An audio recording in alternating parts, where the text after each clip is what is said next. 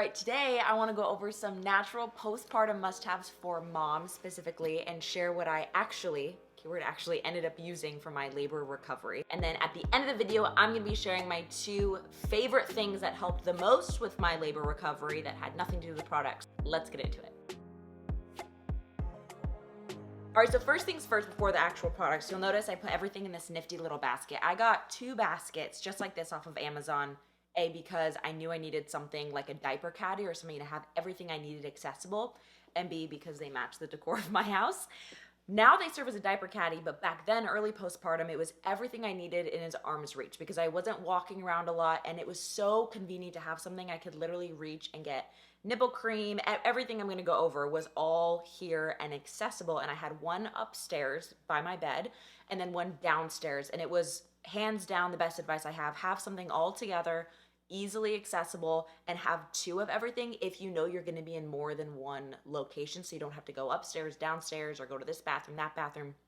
Hands down, best advice. All right, so I'm going to start basically up and then work our way down that way. So first things, let's talk about your nipples. There are two things I absolutely adored. I actually dealt with a bit of nipple pain because my baby had a oral tie or tongue tie, lip tie, oral restriction, whatever you want to call it. And so I had a lot of pinching.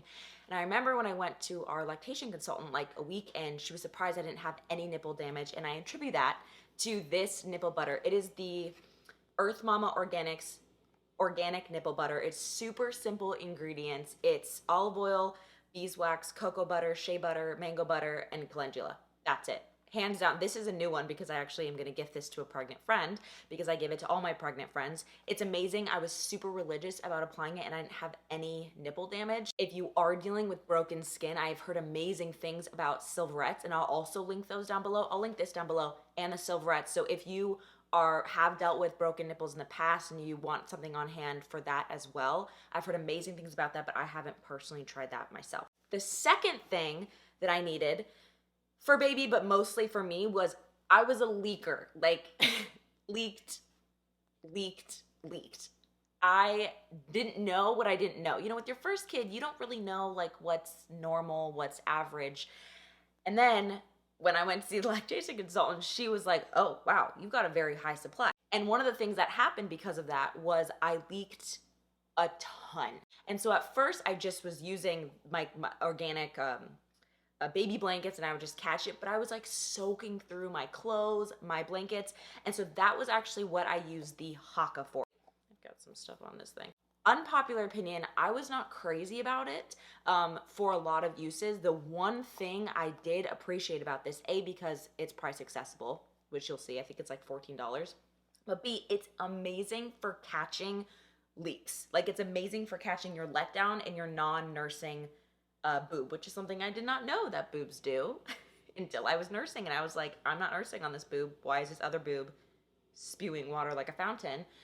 And the cool thing about that is maybe you hate pumping or you don't want to pump. If you just do that, especially in the beginning when your milk supply is regulating, you could actually build up a very hefty stash of breast milk just by catching your letdown. Next is tummy butter. Now you might be thinking, I thought I was done with tummy butter because I'm not pregnant anymore, but let me let you in on a little secret that nobody told me. As I said, my milk came in strong. I had a bit of an oversupply. All that to say, I was super engorged, and when your milk comes in, your boobs grow like, I'm not exaggerating, 3 to 4 cup size overnight. So this is a homemade tummy butter. I basically copied the recipe of the tummy butter I used when I was pregnant, and I will link that one below, but I was buying so many tubs of it. Eventually, by the end of my pregnancy, I was like, I gotta figure out a way to make this myself, and so that's what I did. Fun fact, I didn't get any stretch marks during my pregnancy, and then my milk came in, and I started to get some on my breasts, and so that's when I was like, oh my gosh, I didn't even think about supporting my breast skin. But then when you think about it, you know, they stretch too when your milk comes in. And so I was rubbing tons of tummy butter on it and it helped them heal super, super quickly. So no one told me that. I'm telling you now, your boobs are going to stretch just like your stomach stretched. Have something to moisturize that skin. Going down, off your boobs, down to bottom. One thing I absolutely adored was my Rail organic disposable diapers, pads, whatever. They were like the organic, non-toxic version of the Depends you see everyone talking about. But I liked the rail ones because again, they were organic cotton, and because I tore and had stitches and you're so open after birth, literally like you're bleeding a lot, maybe you have stitches, maybe you tore. And so I didn't want anything remotely irritating with their ingredients rubbing up against my skin. And so I loved the organic rail ones. I'll link them down below. I don't have any because I used them all and haven't found myself in need of diapers anymore. Thank the Lord. The beginning, I needed the diapers a lot because you're passing a lot of blood, but then it tapers off where you can't go without something, but you're still bleeding.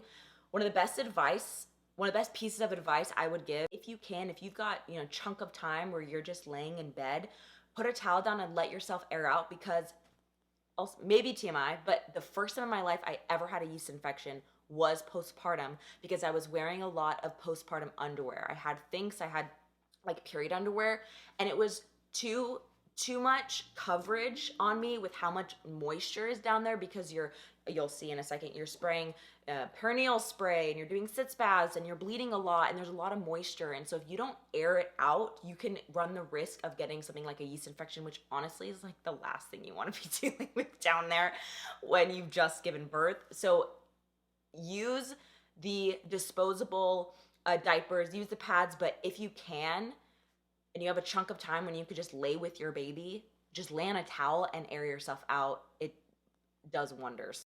Next, I love this stuff. This is a homemade brew of like a perineal sitz bath soap. And I would spray every time I go to the bathroom. So instead of like when I had to pee, instead of wiping, I would spray. And anytime I would feel like itchy or uncomfortable, I would spray this really soothing blend of herbs. I got a homemade blend from my midwives, and then I bought and made that blend, but I was actually looking online and asked them for their list of ingredients and found one on Amazon that uses basically the same ingredients as this one. It's called Postpartum Yoni Steam Herbs and Soothing Sitz Bath. Yes. And the brand is Yoni Steam. I'll link it down below. That's excellent because you can buy the herbs and then decide postpartum if you want to do a sitz bath, if you want to have a warming sensation, or if you want to do cooling. But either way, you've got the liquid on hand and you can decide, or even day to day, I want something warm, I want something cooling, depending on if you have stitches, not have stitches. They usually send you home whether you give birth at a birth center or at the hospital with the perineal bottle. But you fill it with what you want. You could just do cool water, but the healing herbs is amazing because it helps speed healing and tissue repair. The next item that is amazing is aloe. Now, there's a couple forms of it that I love. Now, the whole leaf aloe plant, I used, and I would scrape it and put it on my rail, like disposable diapers, and stick those in the fridge for a couple hours before I put them on. And that was super cooling sensation, super cooling. Again, I love the cooling. Healing, whole aloe leaf is amazing. You've heard it before. Padsicles are really popular, right? But you may not know about a trick with the inner leaf aloe juice. Now, if you remember from my minerals video, I talked about this. I use the Lakewood brand. We'll show it here. And inner leaf aloe juice is amazing for softening stool. Why is this important? Well, in case nobody told you, those first 1 or 2 poops postpartum can be gnarly. You can feel really backed up because the hormone changes, because you're not eating as much, your organs are still getting into place. I don't know exactly the reason, but I will tell you that everyone warned me about that first couple poops. I didn't have any problems pooping postpartum, and I was like, one crisis averted. It was amazing. And I attribute that to the fact that I was really proactive of making sure that I was using something that was gonna help soften my stool. And I personally didn't want to use something like Miralax. There's no problem in using that temporarily, but I knew that I wanted something more sustainable. And the dual purpose is if you're doing the inner leaf aloe juice, you're getting tons of potassium, which your body needs in loads postpartum. So it's amazing. It's like nature's Miralax, basically. So I will link the one that I use below. I like Lakewood Organics, and I always have it stocked.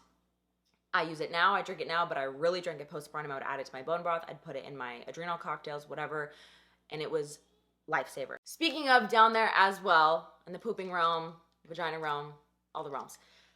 Earth Mama, the same brand that makes the nipple butter I love, also has a herbal perineal spray. Now, I still preferred the perineal tea because I used so much of it, and so if I used as much of this as I did that, I'd be going through so much. It's super helpful if you have any kind of like hemorrhoid issues. I've given this to people that didn't actually even have them from birth, but just had them, and they love this spray. You can also use it as a face toner. It's like one of those all-in-one, all-purpose, because the ingredients are super simple. It's witch hazel, glycerin, cucumber, lavender, peppermint, really basic ingredients. And it's basically just cooling and tightening. And so think about everything down there that needs cooling and tightening. It's fantastic to have on hand. Love Earth Mama, the brand. This next one is kind of odd, and you're not going to see it in any other video for postpartum must-haves, but it is a game changer, like literal game changer if you tear at all. And that is a red light. If you are new to the concept of red light is super anti-inflammatory. It's known for helping produce, like, improve collagen production, wound healing. It helps increase the energy of the cells. You've probably seen it in like cosmetic uses, right? Like face, you'll see those face masks and they have like blue light and red light. And depending on the wavelength, one is just for topical, like it'll just penetrate to your skin. And then other ones that are stronger will penetrate down to muscles. So it's helpful for like muscle soreness and speeding healing, whatever that may be. They can be very pricey. And so I was interested in getting a red light for other reasons. And so I basically did my research and found what wavelength would do the job for like topical wound healing and just enough anti-inflammatory capacity. And so I rigged my own from one I found on Amazon, and I will link this one below. It's amazing for wound healing. And so for like 4 days into my postpartum, the stitches were really bothering me. I had 2 stitches sites. I was like, ugh, I was just really uncomfortable. And I saw my red light in the corner and I thought, why don't I just use my red light and see if it helps helps them heal faster? Sure enough, I looked online. There have been studies about this. There was a hospital that actually studied women who had gotten episiotomies and their healing, and they had one control group that just like did their normal healing, no red light, just the regular stitches and like ointments, and then one that had that plus red light, and the red light group healed significantly faster. So I was all about that. Immediately I started doing the red light twice a day, and I did it for like 2 or 3 days, and my stitches healed so much faster. Like within the few days of before being super uncomfortable, itchy, all the things, until after, I noticed an immediate difference. And so now I lend it out to my pregnant friends. I'm like, yo, if y'all tear, you're gonna need this. And all of them are grateful. All right, lastly, soft button-up shirts. The one thing that I ended up having to get postpartum, and I wish I would have had, was something that was nursing friendly. I needed something where I could basically be open and open easily, but then be covered so my shoulders weren't getting cold, because when I just had my top off, I was like, my shoulders would be freezing, but my chest was sweaty because my baby's on it. So I needed something like these. These are some tops from Sonoma. This was a very generous gift from my mom, who, God bless mother, she came over like 3 days postpartum and she saw that my shoulders were cold postpartum and I didn't have anything that I could nurse in, any button down, soft pajama, anything. So that day she ran out and she got me these, which is like the most mom thing to do. And they're soft, they're beautiful. These are Sonoma, as I said, but honestly, anything that you find that is comfortable, button up, that you could easily have access, I loved that. Loved that.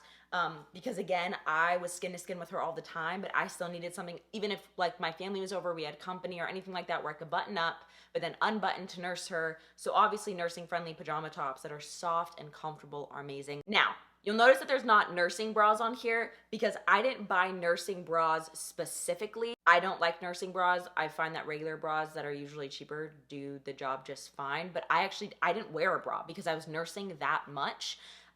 And everything, especially when you're engorged, sometimes like things rubbing against your nipples can feel really like, oh, so I didn't wear a bra for the first few weeks at all, just these tops, and that's it. And they did the job. So those are the products. Now, very minimal. I don't like lots of frill. I don't like buying things unnecessarily, but there are a couple things I want to mention that are not in this bag that made the largest difference. Number 1, nutrient-dense foods. My favorite foods to focus on, specifically for the first month postpartum, when your milk's coming in and maybe you're not tore, but you're sore and your body's healing. Those first 3 to 4 weeks, you're doing a ton of healing. And so vitamin C rich foods like citrus, a lot of bone broth, a ton of bone broth. Think warming foods. So slow cooked gelatinous meats in broth with root vegetables for those minerals, and lots of stable fats. So putting butter on maybe warm warm sourdough or making like sprouted oatmeal. And I would put like my brewer's yeast in there with butter and an egg yolk. All those nourishing, postpartum, lovely, like satiating, warm foods are gonna give your body the fuel it needs to recover. I know it's tempting to not eat. Maybe you're just like, I can't think about food right now. I'm busy trying to figure out how to nurse, or I am underslept, so my hunger's not there. Eat, feed yourself, mama. Your body needs it for your milk production. Your body needs it to heal the tissue that's been stretched or even torn, for your uterus to come back into its normal position. Like, your body needs that nourishment. And so even when you don't feel hungry, even when you're struggling and you feel distracted, put your spouse in charge of nourishment. It is the most important thing. The second thing, hands down, hands down, hands down. Most important. Follow the 5-5-5 rule. If this is a new concept to you, I talk about it in this video here, and I will see you over there.